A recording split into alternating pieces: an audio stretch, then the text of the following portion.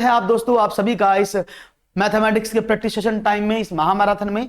मैं हूं डॉक्टर ललित, आपका साथी, आपका सहयोगी। और आपसे आज हम बात करेंगे मैथमेटिक्स के कुछ बहुत बेहतरीन प्रश्नों के बारे में, जहां पर पेडागॉजी प्लस कंटेंट के क्वेश्चंस मैं आपको कराऊंगा। तो देर किस बात की, अभी से चैनल को सब्सक्राइब जरूर कर दो और वीडियो को शेयर करो और आगे बढ़ाओ। तो चलो शुरू करते हैं आज का पहला सवाल और देखते हैं क्या होगा आज पहला सवाल। बहुत सिंपल सवाल है, पहला पेडागॉजी का सवाल मैंने आपके लिए रखा है, चाहूंगा जवाब मिले। पूजा एक शब्द समस्या को सुनती है और तुरंत अपनी प्रतिक्रिया देती है। बहरहाल ज्यादातर उस समय उसकी प्रतिक्रिया गलत होती है। जब पूछा गया कि यदि एक नोटबुक की कीमत 10 पैसे है तो 8 नोटबुक खरीदने के लिए कितने पैसों की आवश्यकता होगी, तो शीघ्र ही उसका उत्तर आता है 50। उसे यह गलती सही करवाने के लिए शिक्षक को क्या करना चाहिए? एक, शिक्षक को पूजा से ध्यान से सुनने के लिए और उत्तर देने से पहले अपनी ही भाषा में प्रश्न को दोहराने के लिए कहना चाहिए। शिक्षक को इस तरह के कई प्रश्न देने चाहिए ताकि मूलभूत गणितीय समस्याएं हल करने में पूजा का पर्याप्त अभ्यास हो। शिक्षक को उसे उत्तर देने से पहले 2 बार सोचने के लिए सख्त चेतावनी देनी चाहिए, या शिक्षक को उसे अपनी कॉपी में 2 बार प्रश्न लिखने और फिर उत्तर देने के लिए कहना चाहिए। तो इनमें से राइट ऑप्शन आप क्या समझते हैं, क्या होना चाहिए इसमें से आपके अकॉर्डिंग राइट आंसर? बहुत सिंपल सवाल है, अभी बहुत बड़ा सवाल था इसलिए इसको इंग्लिश में नहीं लिखा है, आगे वाले क्वेश्चन आपको इंग्लिश में भी मिलेंगे, डोंट वरी। तो सवाल आपके सामने है, जब पूजा शब्द समस्या को सुनती है तो तुरंत अपनी प्रतिक्रिया देती है, जैसे आप लोग करते हैं ना। आप जैसे सवाल आपके सामने आया, मैं इधर हो जाता हूं, दिख रहा होगा आपको। जैसे सवाल आपके सामने आया, आप तुरंत अपनी प्रतिक्रिया देते हो, अरे ये अच्छा, इसका आंसर तो ये होना चाहिए, ऐसा होता है ना। तो ये कंडीशन आपके सामने है। तो यहां पर वेरी गुड आफ्टरनून आकांक्षा। तो अब क्या करते हैं, देखिए, जब भी बच्चा गलती करे तो क्या करना चाहिए आपको? बालक को बोलो कि पहले बच्चा प्रश्न को समझो, सुन तो लो मैं क्या कहना चाहता हूं, उसके बाद आगे बढ़ो। तो शिक्षक को पूजा से ध्यान से सुनने के लिए और उत्तर देने से पहले अपनी भाषा में एक प्रश्न को दोहराने के लिए कहना चाहिए, जिससे कि वो समस्या की जड़ तक पहुंच जाए और आसानी से उसका उत्तर दे दे। तो राइट ऑप्शन था option number A. Is it clear? बढ़िया। एक और सवाल, 2 और 1/3 समकोण में डिग्रियों की संख्या कितनी है? यानी आपको बताना है the number of degrees in 2 and 1/3 right angle is what. Question आपके सामने है और मैं चाहूंगा इसका जवाब मुझे मिले आप लोगों की तरफ से। ओके, लेट्स सी क्या देते हैं आप जवाब। क्वेश्चन आपके सामने है, 2 और 1/3 समकोण में डिग्रियों की संख्या कितनी होगी? The number of degrees in 2 and 1/3 right angle is what. तो राइट ऑप्शन 2 का डी यहां पर मिल रहा है। तो देखो, 2 समकोण, भाई आप सभी जानते हैं राइट एंगल, एक राइट एंगल 90 डिग्री के बराबर होता है। तो 2 कितने के हो गए? 2 × 90। आपने कहा 180 डिग्री के, तो ये 2 हो गए। उसने बोला 1/3, यानी 90 का 1/3 कितना हो गया? 30। उसने टोटल कितना होगा? आपने कहा 210। क्लियर है? कोई प्रॉब्लम तो नहीं? यहां तक बात समझ में आ गई? बहुत बढ़िया, वेरी नाइस। आप सभी का बहुत बहुत शुक्रिया कि आप अच्छे से पढ़ रहे हैं, दैट्स वेरी नाइस। इसके साथ साथ आगे बढ़ें और बात करें एक और क्वेश्चन की। क्लियर है ना? 210 क्वेश्चन है, डॉली के बैग में 8 पेंसिल थी, उसके पिता ने उसे 5 और पेंसिलें दी। डॉली के बैग में कितनी पेंसिलें हैं? इस प्रकार की शब्द समस्या किस वर्ग के अंतर्गत आती है, आपको बताना है। ए, पृथक्करण, दोहराया गया योग, विस्तारण या संयुक्तिकरण। There are 8 pencil in Dolly bag. His father gave him 2 more pencils. How many pencils are there in a dolly bag? Under which class does the type of word problem is fall? That is separation, that is repeated sum, that is expansion, and that is conjugation. देखते हैं, भारत जो लीजिए, copy के बाद paste नहीं होते। English की class इसके बाद आएगी, लेट्स लर्न मैथ, इसके बाद शायद इंग्लिश की क्लास होगी। अच्छा, आज सौम्य मेरा क्लास नहीं लेंगी, आज इंग्लिश की क्लास नहीं होगी, अनफॉर्चुनेटली उनको कुछ काम है, तो वो आप शायद क्लास नहीं लेंगे आज। ओके, क्वेश्चन क्या था? डी, दैट इज संयुक्तिकरण। बहुत ही जबरदस्त आंसर आप दे रहे हैं, संयुक्तिकरण। आपने कहा सर संयुक्तिकरण, डी ऑप्शन। और यहां पर बहुत सारे ने पृथक्करण भी दिया इसका आंसर। तो यहां पर बहुत सारे दोस्त अपनी तरीके से इसका आंसर देने की कोशिश कर रहे हैं, लेकिन मैं आपको बता दूं कि आंसर थोड़ा सा गड़बड़ है। थोड़ा सा गलत है, क्योंकि यह आंसर सही नहीं है। क्यों? लेट्स सी, समझते हैं आखिर क्यों मैं आपसे ऐसा कह रहा हूं कि आंसर सही नहीं है। ओके, देखते हैं। तो पहले आपको मीनिंग पता होना चाहिए, इनका मीनिंग क्या है, जब ही तो आप समझ में आएंगे। हाँ, मैं अभी रिपीट करूंगा संदीप, अभी मैं रिपीट करूंगा, मैं पूरा बताऊंगा, आपको चिंता ना करें। तो देखो, डॉली के बैग में 8 पेंसिल थी। इस सवाल को समझने के लिए आपको बहुत सारी चीजें जाननी होंगी, तभी आप क्वेश्चन को सही से कर पाएंगे, नहीं तो क्वेश्चन आपको प्रॉब्लम करेगा। तो डॉली के बैग में 8 पेंसिलें थी, कोई प्रॉब्लम नहीं है। उसके पिता ने 5 पेंसिल और दे दी, तो हम क्या करते हैं, 8 उसके पास थी, 5 उसके पापा ने दी, संयुक्त हो गई। नहीं, यहां पर थोड़ा सा डिफरेंस है जिसको आप समझना होगा, बहुत जरूरी जानना होगा, तभी आप सवाल को सही कर पाएंगे। क्या है कि डॉली के बैग में, डॉली इंडिविजुअल है, उसके बैग में फॉर एग्जाम्पल मेरे पास 100 रुपए थे। आप समझिएगा इस क्वेश्चन को गहराई से। मेरे पास 100 रुपए थे, मुझे 50 रुपए मेरे भाई ने दे दिए, तो मेरे पैसे तो क्या हुए, एक्सपेंशन हो गए ना, मेरे पैसे तो बढ़ गए ना। तो बात मेरे लेवल से हो रही है, किसी और के लेवल से नहीं हो रही है। तो सबसे पहले हम बात करते हैं पृथक्करण की। पृथक्करण क्या होता है? सेपरेशन का मतलब कि मेरे पास 10 पेन थे, मैंने 5 अपने भाई को दे दिए, तो मेरे में से कम हो गए, दैट इज पृथक्करण। जुदा हो जाना, खफा हो जाना, अलग अलग हो जाना। ओके, ना ना गलत है, गलत गलत गलत। आगे बढ़ते हैं। दोहराया गया योग, इसका मीनिंग क्या है? रिपीटेड सम का मतलब क्या होता है? रिपीटेड सम का मतलब होता है कि आप एक ही नंबर को बार बार रिपीट करके जोड़ के बताएं। जैसे मैंने कहा, मेरे पिताजी ने मुझे सोमवार को 2 रुपए दिए, मंगल को 2 रुपए, बुध को 2 रुपए दिए, शनिवार को 2 दिए और रविवार को 2 रुपए दिए। मेरे पास कुल कितने रुपए हुए? तो मैंने कहा 2 2 4 2 6 2 8 2 10 ऐसे। और इसी को हम कन्वर्ट कर देते मल्टीप्लाई में कि 2 रुपए 5 दिन मिले, that is 10। That is not repeated sum. इसका मतलब क्या है कि 2 की गुणा 5 बार या 5 की गुणा 2 बार। तो रिपीटेड सम गलत है, ठीक है ना। अब बात करते हैं विस्तारण की, एक्सपेंशन। एक्सपेंशन का मतलब क्या होता है? अपनी चीज का एक्सपेंशन करना। जैसे अब बच्चे की बुद्धि का एक्सपेंशन होता है ना, वो चीजों को सीखता है, समझता है और अपनी बुद्धि का एक्सपेंशन करता है, विस्तार करता है। ऐसे ही अगर मैं इंडिविजुअल की बात करता हूं कि ये डोली थी, समझते रहिए, बहुत अच्छे क्वेश्चन है, रियली आप इंजॉय करें। ये डोली है, डोली के पास 8 पेन थी, उसके पापा ने उसे 5 और दे दी, उसके बैग में कितनी हो गई? आपने कहा 13 हो गई। तो ये डोली के पेन का एक्सपेंशन हुआ। आपके अकाउंट में 5,000 रुपए हैं, आपके अकाउंट में 10,000 रुपए और आ गए, तो 15,000 रुपए हो गए ना अकाउंट में। तो अकाउंट का तो एक्सपेंशन हुआ ना, तो ऐसे को बोलते हैं एक्सपेंशन।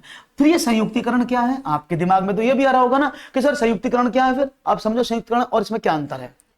मैं एक एग्जाम्पल दूंगा तो शायद आपको समझ में आए, ध्यान से समझना इस एग्जाम्पल को जो मैं बता रहा हूं। ओके, देखिए यहां पर ये बहुत पेपर में पूछा गया सवाल है, इसलिए बोल रहा हूं। यहां पर हमारे टिल्लू भैया और यहां पर हमारे बिल्लू भैया दोनों थे। दोनों को ध्यान से समझना। मैं 4 बजे पढ़ाता हूं वैसे, लेकिन आज 1 बजे क्लास है। हुआ क्या, टिल्लू के पास 10 पेन थे, बिल्लू के पास 5 पेन थे। समझते रहना मैं जब बोल रहा हूं। ये टिल्लू है और ये बिल्लू है।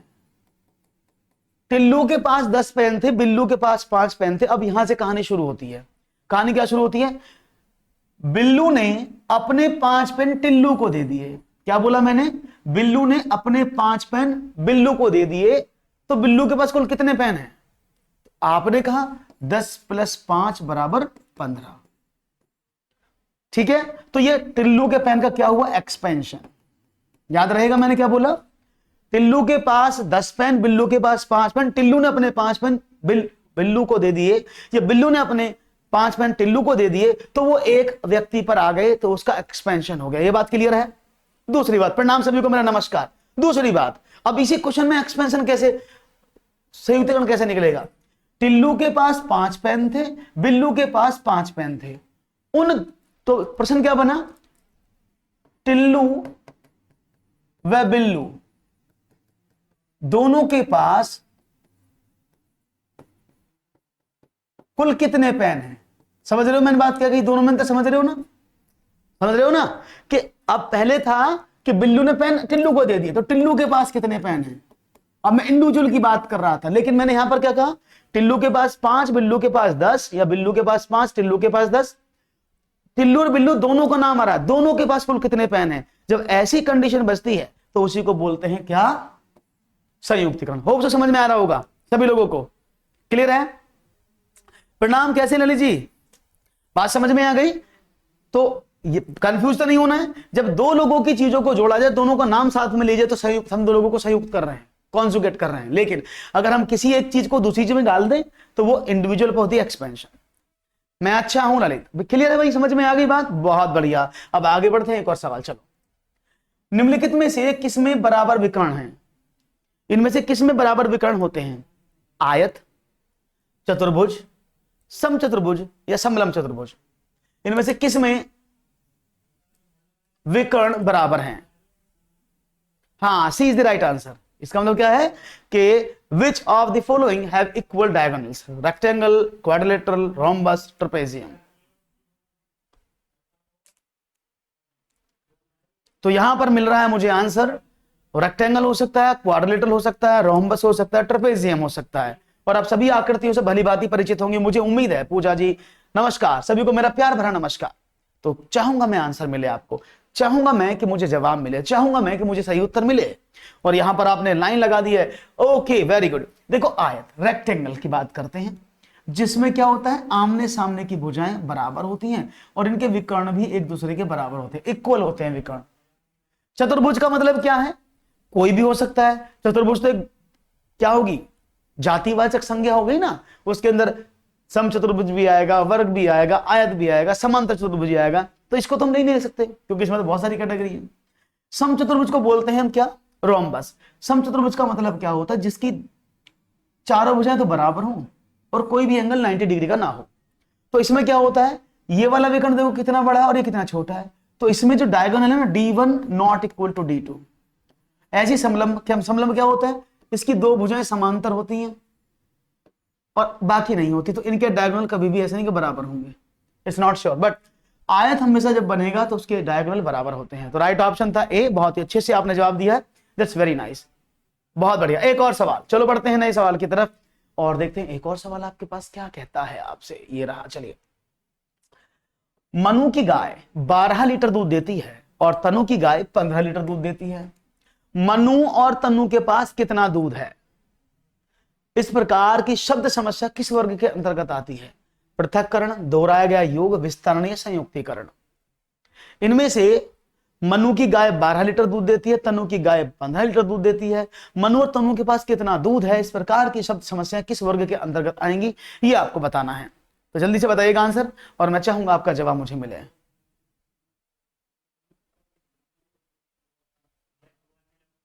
ओके,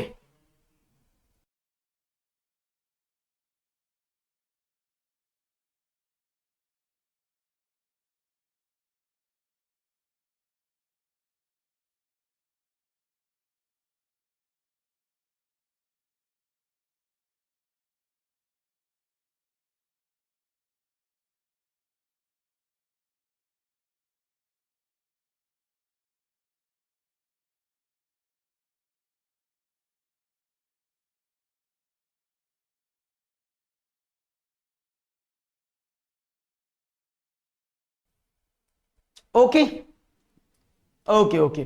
तो अभी मैंने समझाया था, बहुत बढ़िया। अरे आपने तो बहुत अच्छा आंसर दिया। अभी बताया था मैंने, पृथक्करण में दो चीजें अलग अलग होती, जुदा हो गए हम जुदा। दोहराया गया योग, बार बार मिलना। विस्तारण, एक ही से मिलना। और संयुक्तीकरण, दो लोगों का मिलना, है ना। तो जब दो चीजें एक साथ जोड़ दी जाती हैं, अभी मैंने बताया था ना कि भाई तनु की गाय एक तरफ, मनु की गाय एक तरफ। हाँ, अगर तनु अपनी गाय का दूध मनु को दे देती तो मनु के पास कुल कितने लीटर दूध है, तब समस्या कैसी बनती? तब बनती क्या, विस्तारण। या मनु अपनी गाय के दूध को तनु को दे देती और प्रश्न पूछा जाता कि अब तनु के पास कितना दूध है, तो वो होता एक्सपेंशन, विस्तारण। लेकिन यहां पर क्या कहा गया कि तनु और मनु के पास कितना दूध है, तनु और मनु के दोनों के पास कितना दूध है, तो मतलब क्या हुआ, दोनों का संयुक्तीकरण। That is the right answer. I think आप समझ में आ गया होगा आपको अच्छी तरह से कि विस्तारण का मीनिंग क्या होता है। Is it clear? Very good. आगे बढ़े, एक और सवाल आपके स्क्रीन पर रख रहा हूं, दीजिएगा जवाब तेजी के साथ, देर ना हो जाए, कहीं देर ना हो जाए। एक घनाभ की लंबाई, चौड़ाई और ऊंचाई क्रमशः 12, 10 और 8 सेंटीमीटर। घनाभ का आयतन क्या होगा? क्वेश्चन है आपके समक्ष। एक घनाभ की लंबाई चौड़ाई और ऊंचाई क्रम से 12, 10 और 8 सेंटीमीटर है, घनाभ का आयतन क्या होगा ये आपको बताना है। 120 centimetre cube, 240 centimetre cube, 480 centimetre cube, 960 centimetre cube.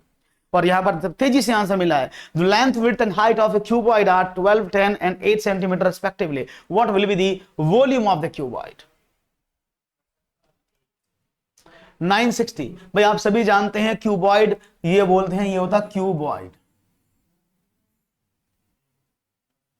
जिसकी भुजाएं सारी बराबर नहीं होती, आमने सामने की फलक बराबर होती है।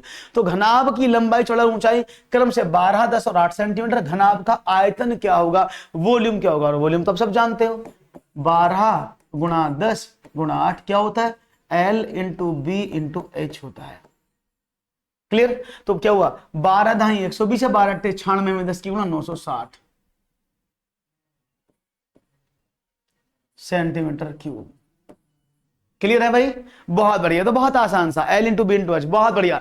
और शेयर करते रहो, सेशन को लाइक करते रहो, तभी बात बनेगी। लाइक शेयर जरूर होनी चाहिए, तभी तो मजेदारी है। और बढ़ते हैं आगे एक और सवाल की तरफ। ये रहा आपके सामने, एक शिक्षक अपने छात्र को गुणनखंड सिखाना चाहता है, ऐसा करने के लिए निम्नलिखित में से कौन सा जोड़ तोड़ आपकी दृष्टि में सबसे अच्छा हो सकता है?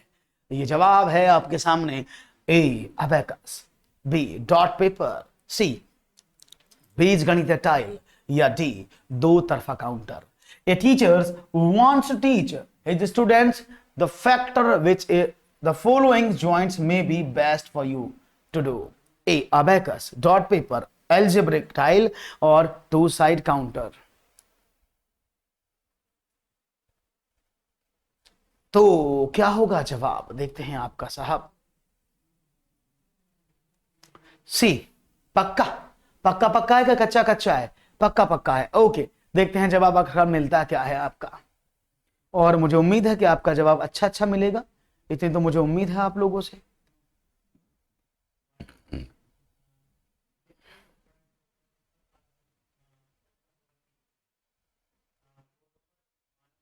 ओके, तो जवाब मुझे मिलने लगे हैं और देखते हैं आपका जवाब कैसा मिलता है। Okay let's see. See okay, देखो बालक को आप पढ़ाने चाहते हैं गुणनखंड, और गुणनखंड का मतलब क्या होता है? फैक्टर करना। तो अबेकस नहीं यूज कर सकते। अबेकस तो जानते हैं ना, ऐसा होता है एक लकड़ी का फ्रेम, उस फ्रेम में इस तरह की बॉल्स लगी होती हैं और उन्हीं बॉल्स के माध्यम से बच्चों को स्टडी कराया जाता है। क्लियर? ऐसे तो बच्चा यहां पर गिनती सीखता है, संकल्पना सीखता है और एक एक चीज को सीखने की कोशिश करता है। Is it clear? Very good. तो ऐसे बच्चा चीजों को सीख जाता है और चीजें आगे बढ़ जाती हैं। बहुत बढ़िया, आगे बढ़े। डॉट पेपर, डॉट पेपर क्या होता है? ऐसा पेपर जिसके अंदर सिर्फ डॉट डॉट लगे होते हैं। बच्चे को रिफ्लेक्शन यहां पर सिखाया जाता है, ऐसे कि बच्चा कुछ भी आकृति बना सकता है, ऐसे वो ए भी बना सकता है, ऐसे। तो ये रिफ्लेक्शन के लिए यूज किया जाता है। अब ये दो तरफा काउंटर क्या होता है? To face counter. ये इस तरह के, आपने स्ट्राइकर देखे? स्ट्राइकर आपने स्ट्राइकर देखे होंगे जब आप लूडो सॉरी कैरम बोर्ड खेलते हैं, तो स्ट्राइकर दो कलर का होता है। एक तरफ तो उसमें ऐसा व्हाइट कलर होता है, एक तरफ तो व्हाइट होता है, एक तरफ से येलो हो जाता है, ऐसे हो जाते हैं स्ट्राइकर लगभग। तो वो दो कलर वाला जो काउंटर, उसी को टू फेस काउंटर बोलते हैं। अब अगर आपको 5 में 4 जोड़ना है तो आप क्या करेंगे? 5 काउंटर व्हाइट वाले और 4 काउंटर व्हाइट वाले, सबको जोड़ देंगे, टोटल काउंट कर दिया 9।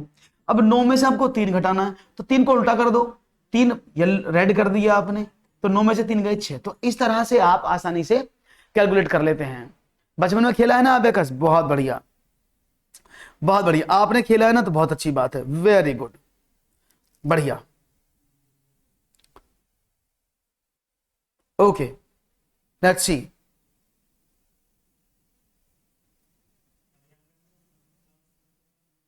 ओके ग्रेट, आगे नेक्स्ट आगे बढ़ते हैं और देखते हैं जवाब क्या मिलता है आपका।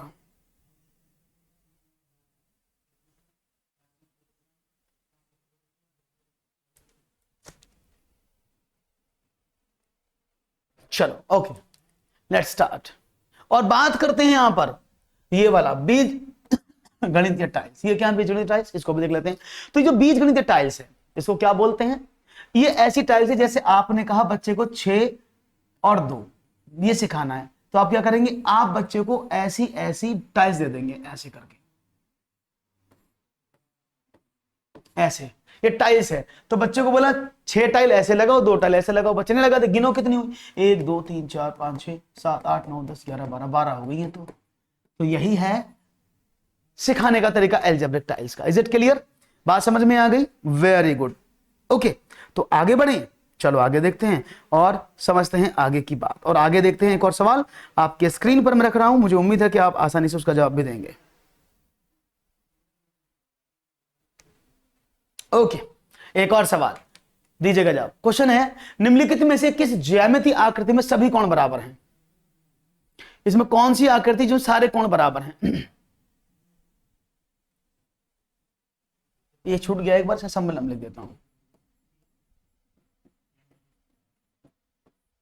ये सम्मेलन है, इसको सम्मेलन कर लीजिएगा भाई।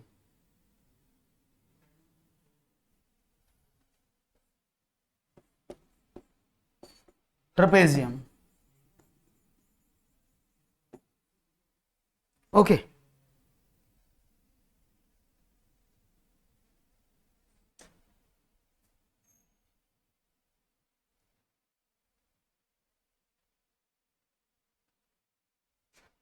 एक मिनट रुको। ओके, एक मिनट, मैं पानी पी लेता हूं, एक मिनट रुकिएगा।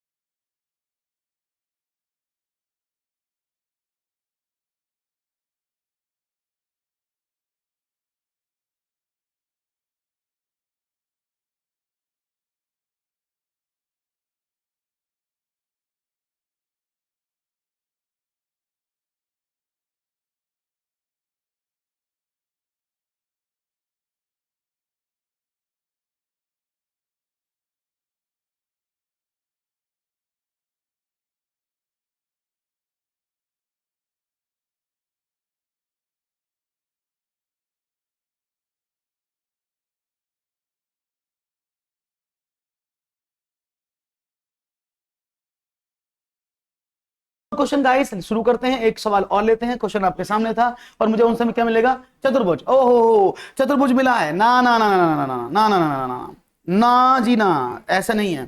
चतुर्भुज कह रहे हैं आप लोग, बिल्कुल नहीं, चतुर्भुज नहीं है, दोबारा कुछ और सोचो। हाँ जी,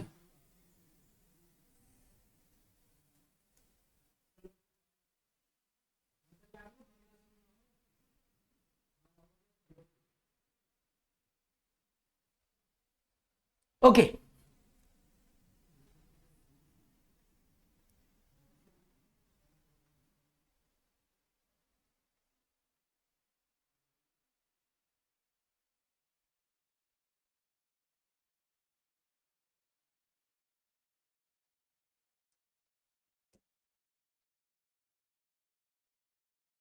सीटेट के लिए बीटेक के साथ ओपन बीटेक, हाँ बीटेक के साथ नहीं कर सकते आप, करने के बाद। ओके, सो निम्नलिखित में से किस ज्यामितीय आकृति में सभी कोण बराबर हैं? समकोण, समचतुर्भुज, पतंग, समलंब या चतुर्भुज। देखो याद रखना, पतंग जो है हम इस तरह से देखते हैं, लेकिन पतंग एक वर्गाकार आकृति के रूप में भी होती है, ठीक है ना। इसको हम सीधा कर दें तो पतंग हम वर्गाकार आकृति के, और वर्ग के सभी कोण क्या होते हैं, बराबर, याद रखिएगा। तो पतंग एक वर्गाकार आकृति में भी होती है, समचतुर्भुज नहीं। समचतुर्भुज का तो कोई कोण बराबर ही नहीं होता है। आपसे किसी ने कहा समचतुर्भुज के सारे कोण बराबर होते हैं? समचतुर्भुज के कोण तो ऐसे होते हैं, ये समचतुर्भुज है, ये कोण आमने सामने के तो बराबर होंगे, लेकिन ये नहीं बराबर, ये बराबर होंगे आपस में, चारों थोड़ी बराबर होंगे। सारे कोण 90 डिग्री के पतंग में ही होंगे और किसी में नहीं।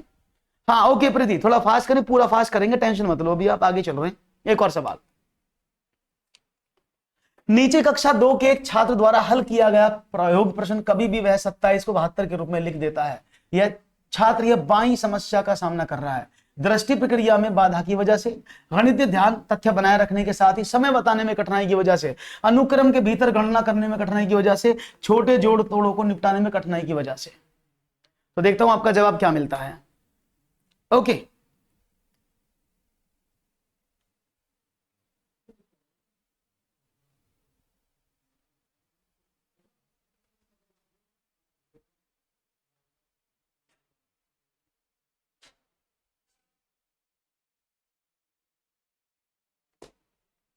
ओके, ए, क्या बात है।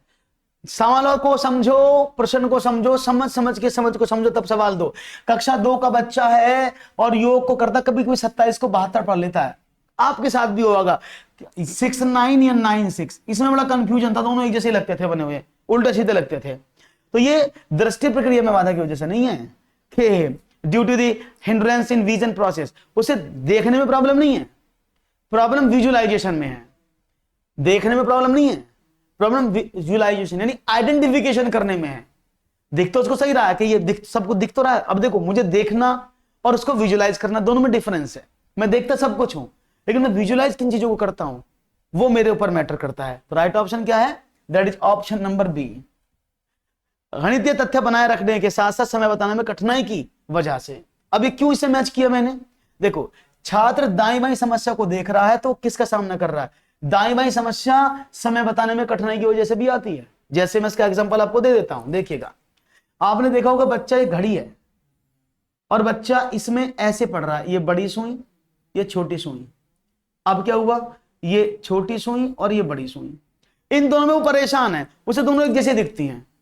तो उसका एक एग्जाम्पल दिया है, लेकिन वो गणित तथ्य बनाए रखने के साथ साथ तथ्य तो बने नहीं रहा ना, 27 को 72 पढ़ रहा है। तो ये क्या होता है, याद रखना, दिस इज एट वॉन हेले। वॉन हेले लेवल 1, ये लेवल 0 जो होता है, 1 तो नहीं 0, तो लेवल 0 में यही काम होता है। बालक गणित तथ्य नहीं बना पाता, बालक घड़ी में समय नहीं देख पाता, बालक 2 सिक्कों में अंतर स्थापित नहीं कर पाता। हाँ, that is the right answer. क्यों? गणित तथ्य बताने के साथ साथ समय बताने में कठिनाई की वजह से उसको ये प्रॉब्लम होती है। ठीक है, ये इसलिए आपको दिया गया था जिससे कि आप दाएं बाएं समस्या को मैं और एक्सप्लेन कर लें और वॉन हेले को समझ जाएं। ये वॉन हेले का क्वेश्चन है, सुना है ना वॉन हेले के बारे में सबने? यस के नो? सबने सुना होगा वॉन हेले के बारे में, मुझे उम्मीद है। एक और सवाल, 500 100 गुणा 25 डिवाइड बाई 4 का सरलीकरण करें, क्या होगा इसका जवाब? दीजिएगा आंसर तेजी के साथ। Okay,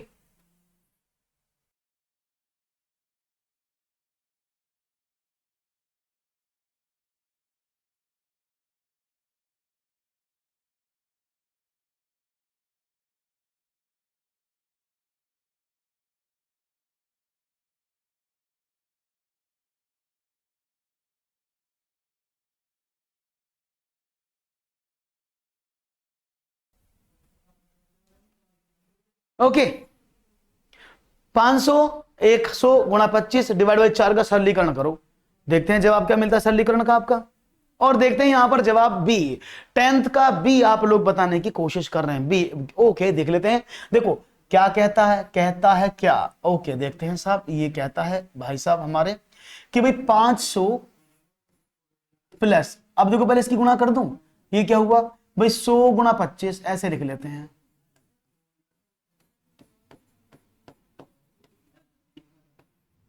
500 plus 625, 1125। Right option B. Is it clear? कौन तो होगा उसका फोन है?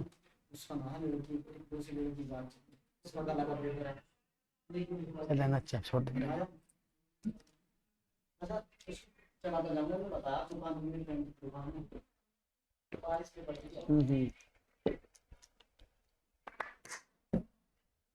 Okay, clear? एक और सवाल, क्वेश्चन आपके सामने ये रहा एक और। दीनू से 5 और 4 का योग करने के लिए कहा गया। दीनू को कहा गया 5 और 4 का योग करो। उसने अपनी उंगलियों पर 5 गिना, उसके बाद 4 गिना, फिर उसने 5 और 4 को एक साथ गिना और उत्तर दिया। योग की यह रणनीति क्या है? डायरेक्ट मॉडलिंग, पुनर्समूहन, क्षतिपूरण और वृद्धिकारी। ये चारों ही इंपॉर्टेंट हैं, ये चारों ही इंपॉर्टेंट, और आपको चारों पता होनी बहुत जरूरी है। याद रखिएगा, दीज ऑल 4 आर इंपॉर्टेंट, और चारों ही आपके लिए जरूरी हैं। इस बात को आप ध्यान से छोड़िएगा और इसको करिएगा, क्योंकि ये सबसे ज्यादा इंपॉर्टेंट है। ठीक है ना? तो चारों में से आप कौन से को चूज करेंगे मैं देखूंगा। जल्दी से आप सभी लोग अपने कमेंट में आंसर करें। मैं चाहूंगा आप सभी लोग कमेंट में आंसर करते रहें और हमें बताते रहें आंसर।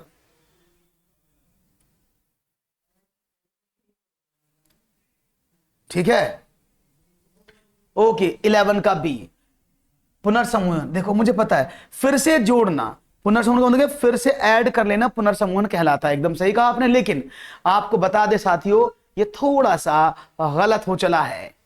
आप बी ऑप्शन दे रहे हैं, को डी ऑप्शन दे रहे हैं, लेकिन आपको बता दें आप सभी के आंसर रॉन्ग हैं। ये गलत जवाब है, पुनर्समूहन नहीं होगा। आपने कहा वृद्धिकारी डी, ये भी गलत जवाब है। तो ये नहीं होगा, तो होगा क्या उसको बताइए। हमें तो वो चाहिए जो आपको होगा, हमें तो वो चाहिए जो सब कुछ होगा, और वो आपको बताना है और जानना है। देखते क्या मिलता है, कैसे करें अभी बताते हैं, टेंशन ना लो अभी बताते हैं। ओके,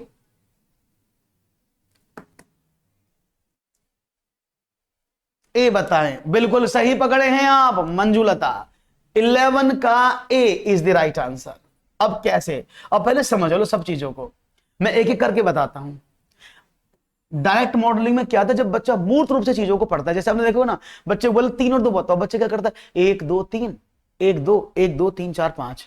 ये डायरेक्ट मॉडलिंग है। बच्चा अबेकस को छूता है, डायरेक्ट मॉडलिंग है। बच्चा जियो बोर्ड चलाता है, वो डायरेक्ट मॉडलिंग है। तो बच्चा इन चीजों का जो इस्तेमाल करता है वो उसका डायरेक्ट मॉडलिंग के अंदर आता है। प्रत्यक्ष प्रतिरूपण उसको बोलते हैं। क्या बोलते हैं? प्रत्यक्ष प्रतिरूपण। और बच्चा यही कर रहा है। अब ये पुनर्समूहन क्या होता है, मैंने कल भी बताया था। पुनर्समूहन को रीग्रुपिंग, पुनर्समूहीकरण कहा जाता है। जब बच्चा हासिल संबंधी गलती करता है, हासिल संबंधी गलती, जब बच्चा हासिल संबंधी गलती करता है, उन गलतियों को ही पुनर्समूहन कहा जाता है। Is it clear?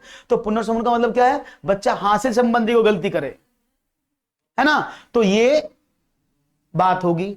अब ये वृद्धिकारी का एक्सपेंशन मैंने बताया था ना, जब किसी चीज, एक आदमी की चीज बढ़ जाए। जैसे आज आपने एक अमेजन की सेल चल रहा था, आपने एक अच्छी खूबसूरत ड्रेस बुक कर दी 500-600 रुपए की।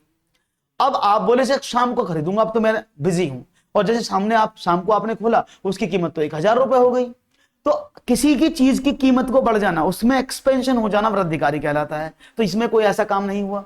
अब ये क्षतिपूरण क्या है उसको भी समझ लो। क्षतिपूरण को अंग्रेजी में बोलते हैं कंपनसेशन। जब एक चीज करने पर दूसरी चीज को अपोजिट करने पर कोई फर्क ना पड़े। इसका सीधा सिद्धांत गणित में समझाता हूं। आप किसी सवाल को करने के लिए, आसान बनाने के लिए अपनी तरफ से कुछ जोड़ देते हैं, बाद में उतना घटा देते हैं, या पहले कम कर देते हैं फिर जोड़ देते हैं। ये सब कहानी क्या करती है? क्षतिपूरण, प्रतिपूरण या प्रतिकारी मेथड भी इसको कहता है। प्रतिकारी, जैसे मैंने कहा एक बच्चे को मैंने बोला अच्छा ये बताओ 62 प्लस 49 कितने होते हैं? 62 और 49 कितने होते हैं? या 60 और 49 कितने होते हैं? और इजी बना देते 60 और 49। अब बच्चे को प्रॉब्लम हो रही है जोड़ने में, तो उसने क्या कहा? उसने इसमें से पहले 9 हटा दिया। उसने बोला 60 और 40 100 होते हैं, तो 9 पहले कम किया था, बाद में 9 जोड़ दिया, तो कितना हुआ? 109। यानी बच्चे ने क्वेश्चन को आसान करने के लिए पहले उसमें से कुछ घटा दिया या जोड़ दे। जैसे आपने कहा ओके बताओ कि भाई 67 प्लस 35 कितना है? तो बच्चे ने क्या काम किया? मुंह जबानी करने के लिए, क्योंकि 67 70 के पास है, उसने इसमें अपनी तरफ से 3 जोड़ दिया। कितना हो गया? उसने कहा 70। अब 70 में 35 जोड़ दिया उसने, तो कितना हुआ? 105। क्योंकि स्टार्टिंग में उसने 3 जोड़ा था, 3 घटा दिया इसमें से, तो दैट इज 102। बात समझ में आ रही है? तो जब ऐसा काम होता है तो उसको क्या बोलते हैं? प्रतिकारी प्रतिपूरण।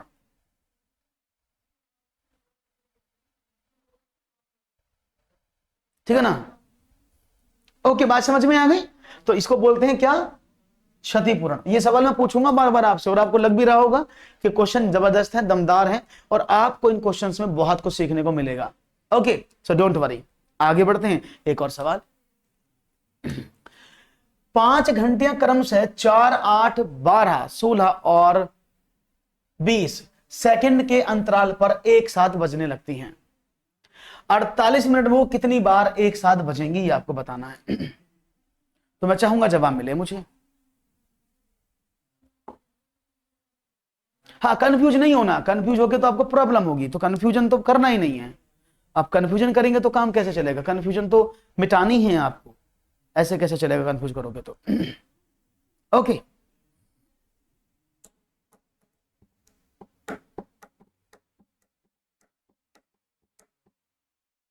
Okay, very good, nice. बात समझ में आ गई? Okay D. तो समझने की कोशिश करना, 5 घंटियां हैं क्रमशः 4, 8, 12, 16 और 20 सेकंड के अंतराल पर एक साथ बजती हैं। तो 48 मिनट वो कितनी बार एक साथ बजेंगे, सवाल यह है।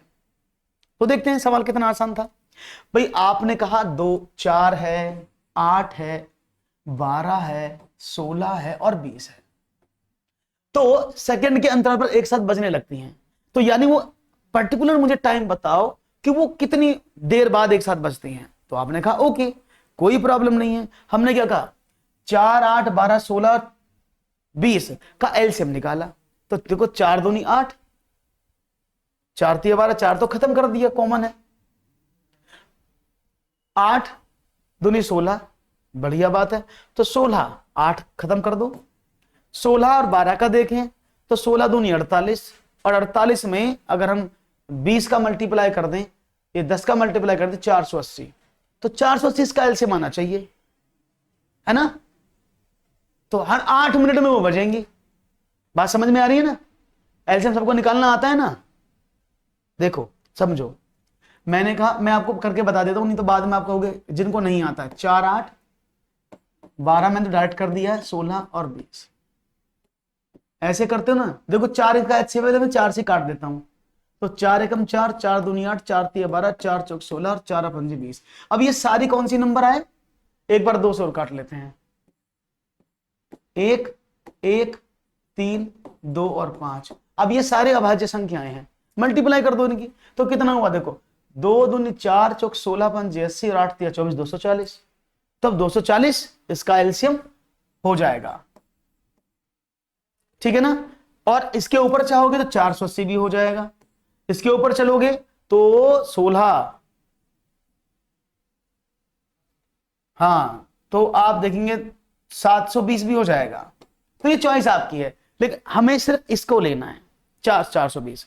तो हमारा एलसीएम 420 मिनट है, सेकंड है ये। तो मैंने इस सेकंड को मिनट में बदला।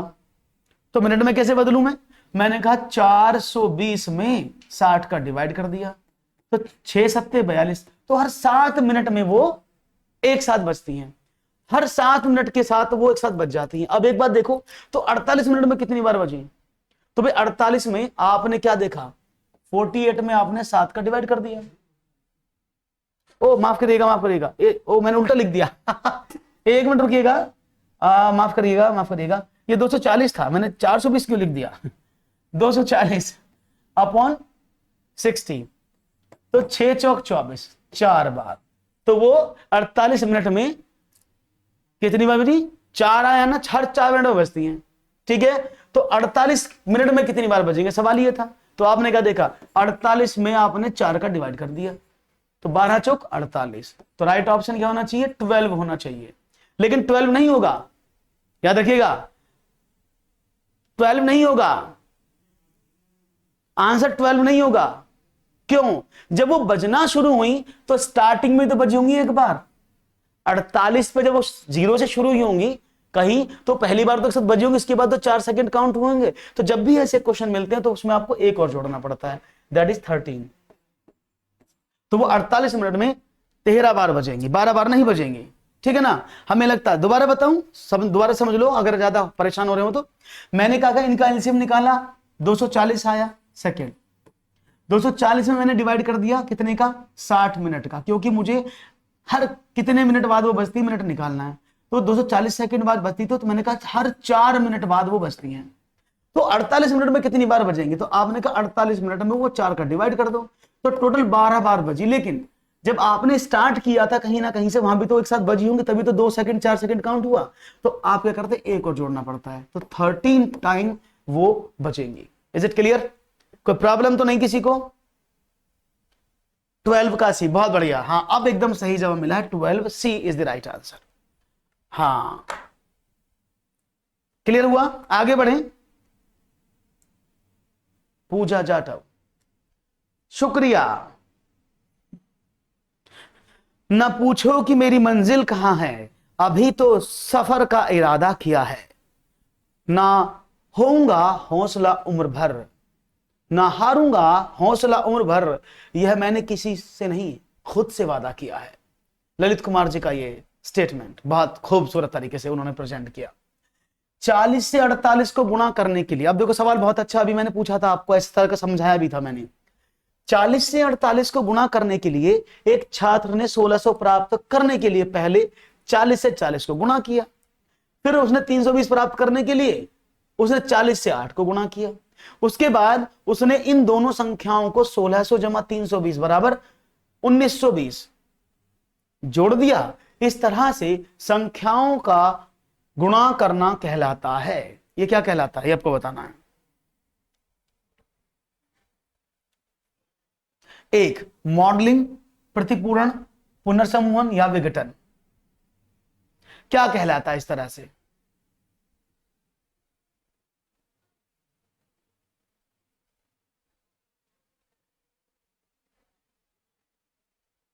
और आप जवाब दे रहे हैं A B, A B.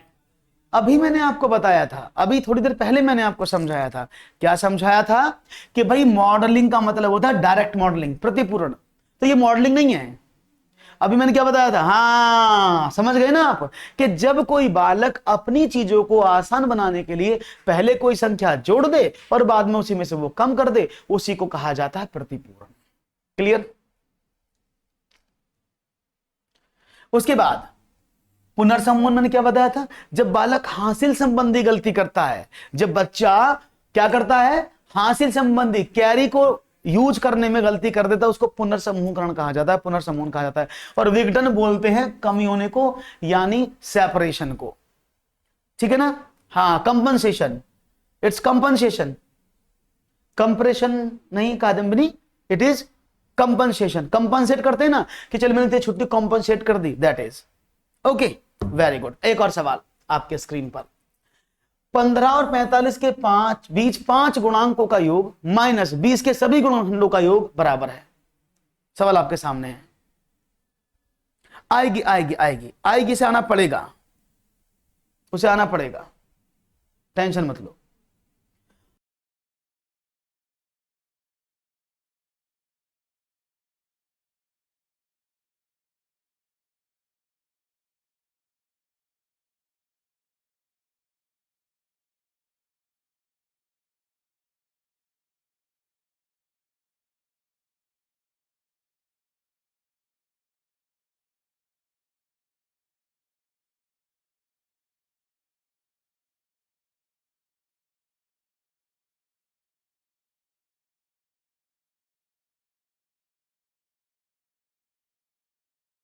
Okay very good. तो क्या हुआ, 15 और 45 के बीच 5 के गुणनकों का, यानी between multiple of 5, between 5 and 15। अब क्या होंगे, 5 और 15 के बीच, 5 और 15 के बीच, सॉरी 45 के बीच 5 के गुणनखंड का योग अब कितने होते हैं, 10 होता है। 15, 20, 25, 30, 35 और 40, ये तो होंगे। अगर मैं इन दोनों के बीच के गुणनखंडों की बात करूं, दैट इज यही तो, इसके अलावा तो कुछ नहीं होगा।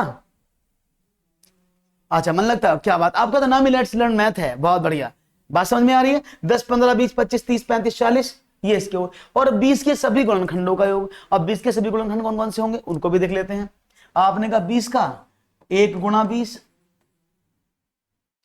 है ना, सभी फैक्टर्स है ना, तो जितने भी sum of the all factor of 20, 1:20, 2:10, 4:5, यही तो होंगे, ये इसके फैक्टर होंगे। उन दोनों को घटाना है। अब क्या करें, इसको सबको जोड़ो तो कितना आया, 20 और 10 30 और 10 40 और 40 80, तो एक तरफ हो गया। 80 और 40 120, 120 और 30 150, 155, सबको जोड़ लो।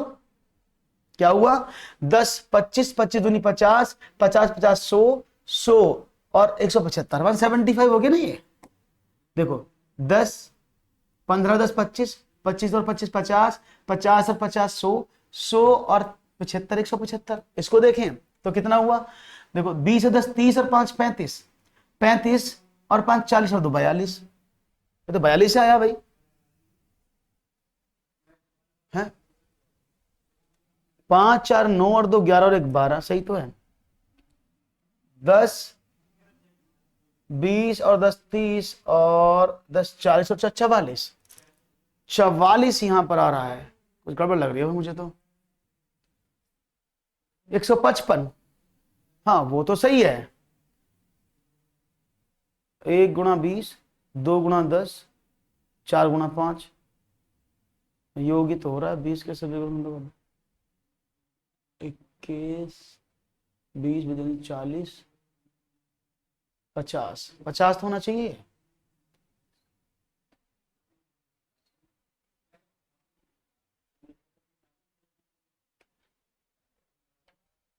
इक्कीस और 20 41 और 9 50,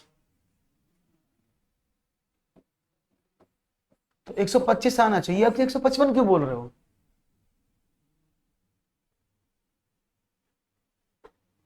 ओ एक मिनट एक मिनट एक मिनट एक मिनट एक मिनट, मैंने एक से गिना है। हाँ माफ करिएगा भाई, ये मैंने एक से गिन दिया। Oh sorry sorry sorry sorry sorry, ये मेरी गलती है। मैंने गलती से कर दिया क्या, मैंने ये 15 से लेना था, मैंने एक से ले लिया, माफ करिएगा। दैट इज 15 to 45, इसको मुझे माफ करिएगा, थोड़ा सा मुझसे ये चूक हो गई। 15 की बात करते तो 15 के बीच में 20 प्लस 25 प्लस 30 प्लस 35 प्लस 40 ये होगा, ठीक है ना। ये सभी गुणनखंड होंगे तो जोड़े तो 20 और 30 50, 50 और 50 100, 110, 150 ही होना चाहिए, ठीक है ना। ये 150 है। 150 में से आपको निकालना क्या था, 20 के सभी फैक्टर्स। हाँ, हाँ ललित कुमार जी, हाँ पूजा जी सही कहा आपने, वो मेरे से गलती हुआ, मैंने 15 से लेना था, मैंने आपको यहां गलती से ले दिया ये वाला, हाँ वो था।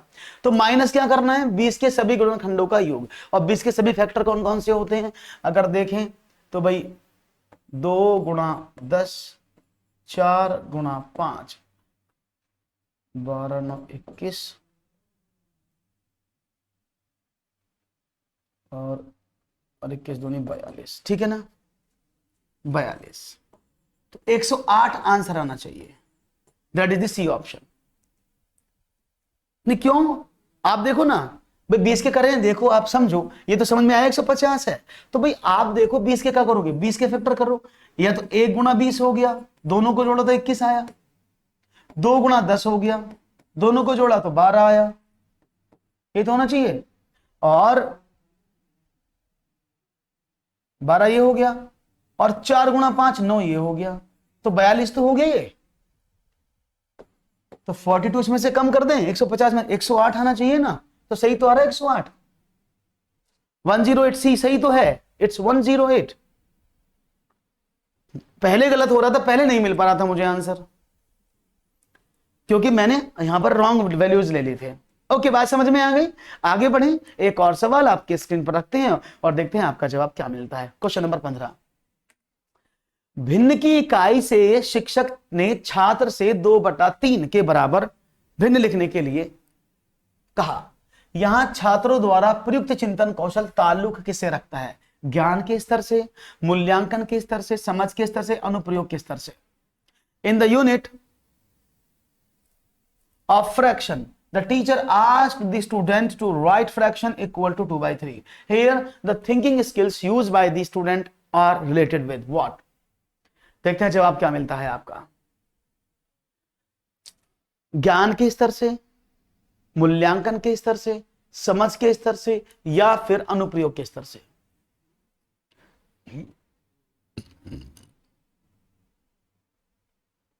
देखते हैं जवाब क्या मिलता है आपका।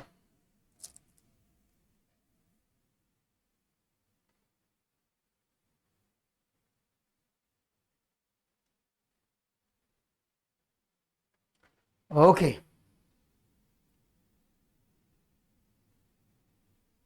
Let's see.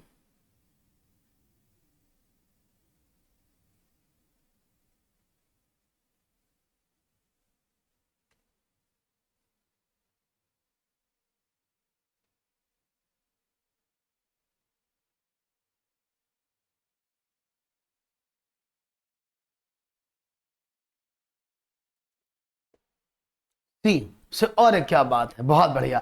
आप सबने भी सी आंसर दिया है, क्योंकि भिन्न की इकाई से शिक्षक ने छात्रों को कहा 2/3 के बराबर। बच्चा बोला बहुत आसान है, 2/3 के बराबर क्या हो जाएगा, 6/9, 4/6, ये सब बराबर भिन्न तो हैं। तो एक आसान काम है जो अंडरस्टैंडिंग लेवल से सॉल्व हो जाता है।